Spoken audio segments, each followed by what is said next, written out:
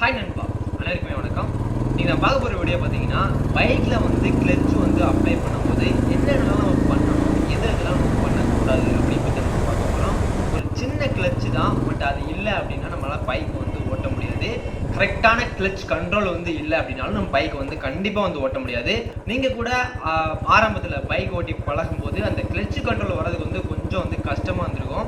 நம்ம வந்து கிளச்சை கரெக்டாக விடுவோம், பைக்கை வந்து ஆஃப் ஆயிரும். ஸோ இந்த மாதிரி வந்து நம்ம இதை கற்றுக்கிறதுக்கு பார்த்தீங்கன்னா 2-3 நாள் வந்து ஆயிருக்கும். ஸோ ஃபஸ்ட்டு வந்து பார்த்தீங்கன்னா நம்ம கேர் போடும்போதெல்லாம் கிளச்சு வந்து பிடிக்கணும் அப்படின்னு நம்ம நிறைய பேருக்கு வந்து தெரியும். பைக் ஸ்டார்ட் பண்ண உடனே பார்த்தீங்கன்னா கேர் போடுறதுக்கு முன்னாடி நம்ம கிளச்சை பிடிச்சி தான் கேர் போடணும் அப்படிங்கிறது நம்ம நிறைய பேருக்குமே தெரிஞ்சிருக்கும். ஸோ அப்போ தான் பார்த்தீங்கன்னா ப்ராப்பராக வந்து நம்ம பைக்கே வந்து ஸ்டார்ட்டே வந்து பண்ண முடியும், ஸ்டார்ட்டே வந்து ஆகும். ஓகேங்களா? கிளச்சு வந்து பார்த்தீங்கன்னா பைக்கில் வந்து சின்ன விஷயமா கூட தெரியலாம், ஆனால் பைக்கில் வந்து கிளச் இல்லாமல் நம்ம எதுவுமே வந்து பண்ண முடியாது அப்படிங்கிறது தான் உண்மை நண்பா. அந்த கிளச்சை பற்றி கிளச் வந்து எந்த மாதிரிலாம் வந்து ஒர்க் ஆகுது அப்படிங்கிறத பற்றி சின்ன ஒரு டீட்டெயில் வந்து பார்த்துடலாம்.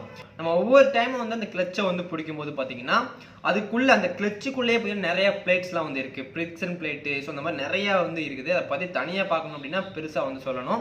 ஸோ ஒவ்வொரு டைம் வந்து நான் பிடிக்கும்போது பார்த்தீங்கன்னா அந்த இன்ஜினில் இருந்து பார்த்தீங்கன்னா கேரை வந்து பிரிக்கிறதுக்கு பார்த்தீங்கன்னா அந்த கிளச்சு வந்து யூஸ்ஃபுல்லாக வந்து இருக்கும். ஸோ அப்படின்னா தான் பார்த்தீங்கன்னா கரெக்டாக வந்து நம்ம ரைட் பண்ண முடியும். ஒவ்வொரு டைம் வந்து கிளச்சு பிடிச்சி ஓட்டும் போது பார்த்தீங்கன்னா ஒரு கரெக்டான ரைடு வந்து நமக்கு கிடைக்கும். இதுவே பார்த்தீங்கன்னா நம்ம கிளச்சை வந்து பிடிக்காம நம்ம கேர் வந்து போடுறோம் அப்படின்னா கண்டிப்பாக பார்த்தீங்கன்னா கேர் பாக்ஸ் அப்படிங்கிறது பார்த்தீங்கன்னா அடி வாங்கும். ஸோ ரொம்பவே பார்த்தீங்கன்னா ஒரு சத்தம், பயங்கரமான உடையிற சத்தம்லாம் வந்து கேட்க ஆரம்பிச்சிடும். கொஞ்ச நாளே பார்த்தீங்கன்னா கேர் பாக்ஸ் தேஞ்சு போய் உடஞ்சு போய் அந்த மாதிரி வந்து ஆயிரும். சரி, ஓகே, நான் வந்து கிளச்சை வந்து எப்படி ப்ராப்பராக வந்து யூஸ் பண்ணணும் அப்படின்னு சொல்லு அப்படின்னு கேட்டிங்கன்னா, நீங்கள் வந்து ரொம்ப வந்து பைக்கில் வந்து ஸ்பீடாக போய்கிட்டு இருக்கும்போது 70-80 போய்கிட்டு இருக்கும்போது பார்த்தீங்கன்னா கிளச்சை வந்து பிடிக்கக்கூடாது. சில பேர்லாம் பார்த்தீங்கன்னா ரொம்ப ஸ்பீடாக வந்து போய்கிட்டு இருப்பாங்க. கரெக்டாக வந்து சிக்னல் வந்து ஒரு 100 மீட்டரில் இருக்குது அப்படின்னா டக்குன்னு வந்து கிளச்சை வந்து பிடிச்சிட்டு அதுக்கப்புறம் 1 by 1 பார்த்தீங்கன்னா கேரை வந்து 5வது கேர்லேருந்து பார்த்தீங்கன்னா 2வது கேருக்கு வந்து மெதுவாக வந்து வருவாங்க. ஸோ இது வந்து ஒரு ராங்கான விஷயம் அப்படின்னு சொல்கிறாங்க. நிறைய பேர் வந்து இதை வந்து நீங்கள் வந்து பண்ணியிருப்பீங்க. கண்டிப்பாக பைக் ஓட்டுறோம் அப்படின்னா நம்ம நிறைய பேர் வந்து பண்ணியிருப்போம். ஸோ அதை வந்து பண்ணக்கூடாது அப்படின்னு சொல்கிறாங்க.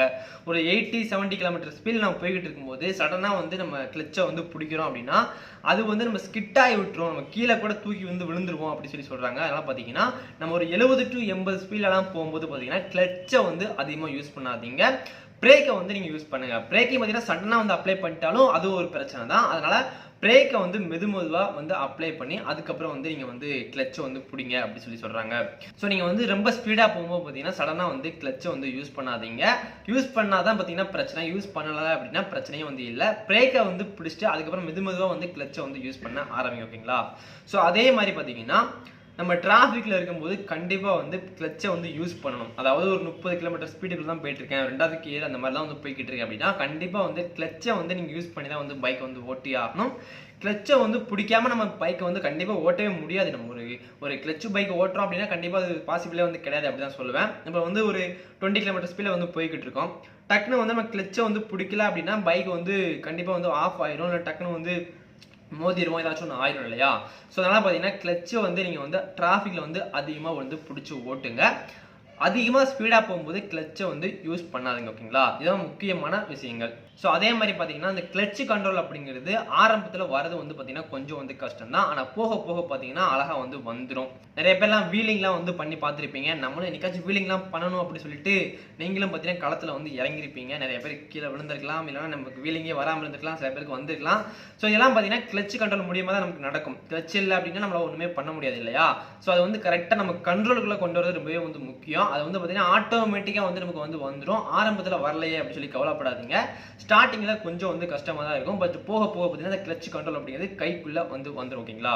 ஸோ அதே மாதிரி இன்னொரு விஷயம் பார்த்தீங்கன்னா நம்ம ரைட் பண்ணிட்டு இருக்கும்போது நமக்கே வந்து தெரியாமல் எப்போவுமே கிளச்சில் வந்து ஒரு கையை வந்து வச்சுருப்போம், 2 விரலையாச்சும் பார்த்தீங்கன்னா வச்சுட்டே வந்து பைக்கை வந்து ஓட்டுவோம். அப்படி ஓட்டும் போதும் பார்த்தீங்கன்னா பிரச்சனை வந்து வரும் அப்படி சொல்கிறாங்க.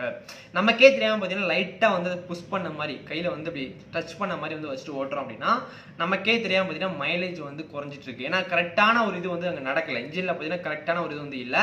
நம்ம கேர் போடும்போது மட்டும்தான் பார்த்தீங்கன்னா கிளச்சை வந்து யூஸ் பண்ணணும். நம்ம சும்மா போய்கிட்டு இருக்கும்போது லைட்டாக வந்து ப்ரெஸ் பண்ணிட்டு வந்து ஓட்டிக்கிட்டு இருக்கோம் அப்படின்னா இன்ஜினுக்குள்ள வேலை வந்து கரெக்டாக வந்து நடக்காது. அந்த கேருக்கும் கிளச்சுக்கும் பார்த்தீங்கன்னா கரெக்டாக வேலை வந்து நடக்காது. நடக்காதனால மைலேஜ் வந்து பார்த்தீங்கன்னா கண்டிப்பாக வந்து ட்ராப் வந்து ஆகும். ஸோ நீங்கள் வந்து கவனமாக வந்து இருங்க. பைக் ஓட்டும் போது பார்த்தீங்கன்னா கிளச்சில் வந்து கை வச்சுக்கலாம், அது வந்து கொஞ்சம் சேஃப்டி தான். பட் இருந்தாலும் நமக்கே தெரியாமல் கொஞ்சம் ப்ரெஸ் பண்ண மாதிரி ஓட்டிடுவோம். அதை வந்து கொஞ்சம் மைண்ட் பண்ணிவிட்டு அதை வந்து கரெக்ட் பண்ணிக்கோங்க. ஸோ 2 விஷயம் தான் நண்பா. ஸ்லோவாக போகும்போது பார்த்தீங்கன்னா அதிகமாக கிளச் யூஸ் பண்ணுங்கள். ஸ்பீடாக போகும்போது பார்த்தீங்கன்னா சடனாக வந்து கிளச்சை வந்து யூஸ் பண்ணிடாதீங்க. அது வந்து பார்த்தீங்கன்னா கொஞ்சம் பிரச்சனையில் போயிட்டு விட்டுரும். ஸோ இந்த மாதிரி நிறைய வீடியோஸ் நம்ம பார்க்கலாம். நம்ம சேனல் வந்து சப்ஸ்கிரைப் பண்ணாங்க, சப்ஸ்கிரைப் பண்ணி வச்சுக்கோங்க. வீடியோ பார்த்து அனைவருக்குமே நன்றி நண்பா. வணக்கம். ஜெய் ஹிந்த்.